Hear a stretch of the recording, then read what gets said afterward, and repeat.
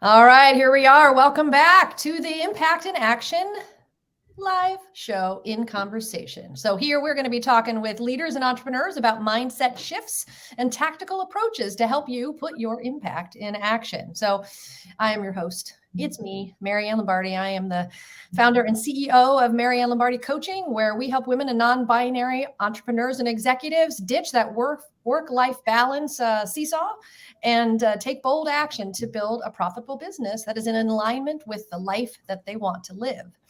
But more importantly, I am hanging out today with Tara Gallagher, who is with us to talk about those mindset shifts, right? Our mindset is so powerful, and we're going to talk about how you have a winner's mindset. So, Tara, I would love for you to let people know a little bit about who you are.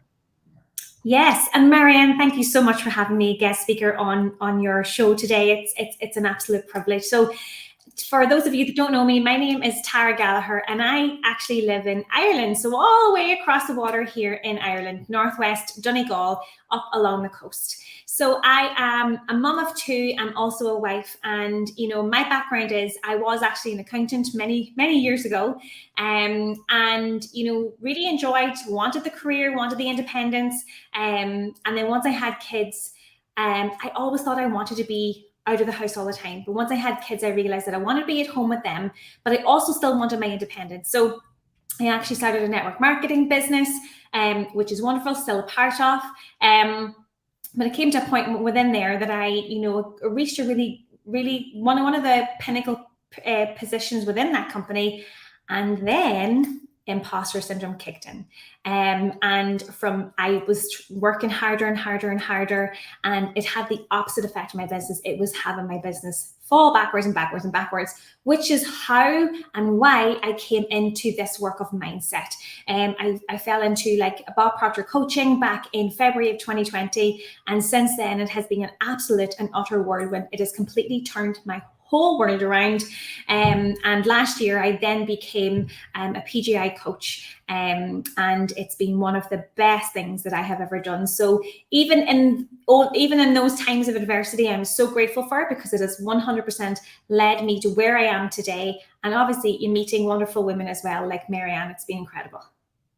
Oh, wow. That's so great. Isn't it interesting how it is our life experiences that end up leading us to the work that is the most meaningful? Because often we can think intellectually about the work we want to do, but it's those experiential things, those experiences that we have that can really lead us to the meaningful work. Mm-hmm. Absolutely. So true. Yeah. So you're in the coaching space then now, right? And so how do you help your clients and your community and your customers? So I believe, like I mentioned there, when I hit the promotion of which I did a number of years ago, only 2.7% of all the distributors actually reached that promotion. But as soon as I hit it, I felt that I wasn't worthy of it. I felt I didn't work hard enough. I thought, you just got lucky. And from that point on, I started to work harder. But that had the opposite effect on my business. That was actually my business more than halved. And I just couldn't understand what was going wrong, because I was working harder. I was sacrificing time with my family. And I was saying no to things because I thought I had to be working on my business at all times to make it work. And what I realized was, in everything that we do, it's actually 95% mindset and 5% strategy. And I was absolutely blown away when I learned that, 95% mindset and 5% strategy. So if our mindset is not where it needs to be, especially the image that we hold of ourselves, it doesn't matter, because we will never be able to outperform our self-image. We can always change it, but we can never outperform it. So for me now, I am so passionate about helping other female entrepreneurs really create more freedom in their business so they can earn more whilst working less. We don't have to work all the hours of the day. We just have to, get the mindset right and get that winner's image really deep rooted in our subconscious mind. So we are coming from a place of, being a winner. And we've just got to accept that fact that we are all winners, every single one of us, and no matter what it is that we decide to do, there is greatness within every single one of you. And I just help you unlock that and let you see that for yourself. Yeah, I love that, because this, and I think it's interesting how you put it in the terms of that image of yourself, right? Like the self-image part. And it's interesting. The word winners is something that I always struggle with, because, we tend to put things in this back and forth of the binary of winning and losing and winning and losing. But I love that you said greatness, because I feel like greatness is something that is like, it isn't pitted against some opposite, right? Like, it's just greatness, and that greatness, it sounds like what you're saying is within all of us. Like, we all have this greatness. So when you're working with women to help them find that greatness, sort of like, what's that process like? So it's really identifying, firstly, what is the image that you hold of yourself? So like, is it like, and it's not the image that you see of yourself when you look in the mirror. Okay. It's not, okay, well, I'm Tara, I've got brown hair, I've got blue eyes. That is not the image I'm talking about. It's the image that we truly see, like, inside. So for me, whenever I hit that promotion and, everything went south, it was the image that I held of myself was I wasn't good enough.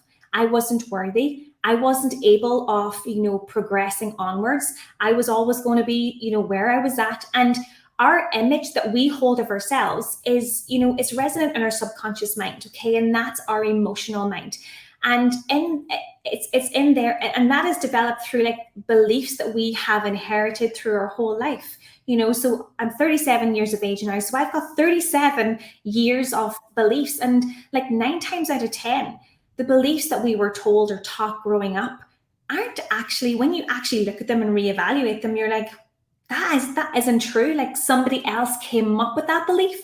And it's like, once you realize that that's not true, like, this is really bizarre. Okay. But I was an accountant. But when I was in secondary school, one of my subjects was accountancy. And I thought I was doing wonderful in class and everything. I'm not sure how it works in the US, but we're kind of like marked A, B, C, D, that kind of a way. Okay. So like in my class test, I was always getting B's and C's, which I was really happy with. But when my mum went to a parents' evening, the accounting teacher said to her that you must be very disappointed in her. And from that day on, like, so somebody else might have heard that and did not internalize it, but I internalized that belief. I believed what she said. And from that day on, I never believed that I was good enough or worthy enough to become an accountant, which is really bizarre that I went on to become an accountant. But, I never felt worthy enough. So it's those little things, that you have heard growing up, but that was only her opinion. At the end of the day, nothing, and just something that you mentioned there, nothing is good or bad or, winner or loser. It's none of that. It's only our perception that makes it so. Okay. So really getting to identify, like, what is the image that you have of yourself right now, and getting you to create an image of who you really are deep down inside, because we all have a higher self. Every single person. There's a person inside of us that is capable of doing 10 times more, 50 times more, 100 times more than what we are actually doing right now. Okay. So who is that person? What does she look like? Okay. What are her goals? Who is she spending the most time with? Because remember, we are the average of the 5 people that we spend the most time with, and our environment is stronger than our will. So we could have the will of a horse, but if we're surrounding ourselves with people who are negative, who are complaining, who are talking about other people, that is going to, even though you don't want it to, that will seep into our mind. And that is the sort of person that we are going to become. So if you have big goals, if you want, to become successful in the area that you're in, and successful as well, it's a word that I didn't like for a long time, because success means different things to different people. So success, the best definition that I have ever heard of it was from my mentor, Bob Proctor. And success is the progressive realization of a worthy ideal. So long as you are making progress and you are taking action towards your goal, you are successful. And it wasn't like that whole quote just completely, turned that around for me, because I didn't like, there was, lots of people you will watch on, on social media, and they're like, we are so successful, and I am so successful. But success means different things to different people. Success to one person might mean that they've booked a family holiday and didn't put it on a credit card. Success to somebody else is that they're earning six figures. So like, it's not a one size fits all. So I thought that was the most incredible quote. So success is the progressive realization of a worthy ideal. So long as you are taking action towards what you want and your goal, you are successful. Okay. So it's coming from that mindset. I am successful. Okay. So who are you surrounding yourself with? Your environment is absolutely key. So if you want to be winning at life in an area, or if you want to become better at in life of what you're currently doing, you've got to be surrounding yourself with people who are cheering you on, who are inspiring you, who are motivating you, who are talking about goals and dreams and aspirations rather than other people. Okay, like, and then the person is like, what's your attitude? So even in the face of adversity, are you looking for the good in every situation, or are you falling into victim mode? Okay, and like, no judgment at all, because that was the person I used to be. I used to fall into victim mode. Why me? Poor me? All of this. That does not serve us, okay, at all. It really doesn't. And we always have a choice. We can either choose, to, okay, it is what it is. Let's move on, because guys, guess what? Everything is happening for us, not to us. Okay, and that was one of the biggest lessons as well that I learned. So you may think, if something is going wrong in your life right now, and you may think this is terrible and everything's awful and it's not good, it may well be that, okay, but just know that it's happening for you, because the universe, God, spirit, whatever you believe in, has a greater plan for you. It is something better planned for you. Okay, so when you have that attitude of everything is always working out for me, it is a game changer. So it's like really figuring out what is my winner's image? Who is the person? So this person, this higher self, who is she? What's her attitude like? Who does she spend the most time with? What sort of clothes does she wear? How does she walk? Does she walk with confidence? What sort of business does she have? How much money is she earning? What sort of car does she drive? Okay, literally down to the small things. Where does she go on holiday? How does she travel? Is it plane, train, bus? Is it first class, business class? Is it economy? Like really, really, really getting down to the person that you want to be, okay? Because that person is inside you, okay? And that person is waiting for expression through you. All right. And that person, that greatness is within every single person. Okay. And the very fact that you want a specific goal means that you have the capabilities of being that person, of having that goal, because you wouldn't want it unless you were capable of it. So it's really just figuring out, number one, what is the image that you currently hold of yourself right now, and rewriting that person that you want to become. And when you write that out and you go over that with repetition, you will become that person. Yeah, wow, I love this. There's so many great things about what you're saying, and it resonates very deeply with me around the work that I do with clients around like owning their story, right? Like understanding who they are and where they come from, and how much of their narrative is based on circumstances and expectations that were driven way before they even, came into this world.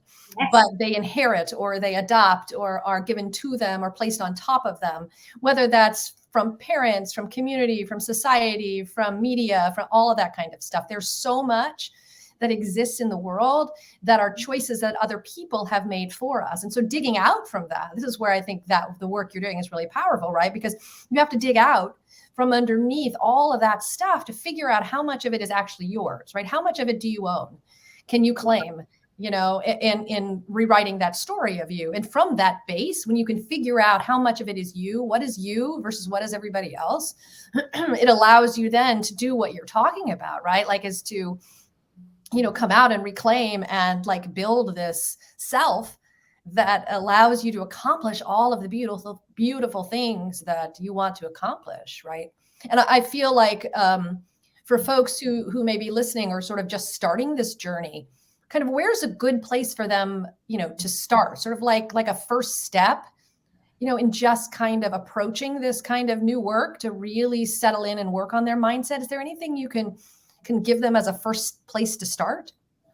Yeah, and I guess it's really kind of figuring out like what is, just as you mentioned, it's the beliefs, right?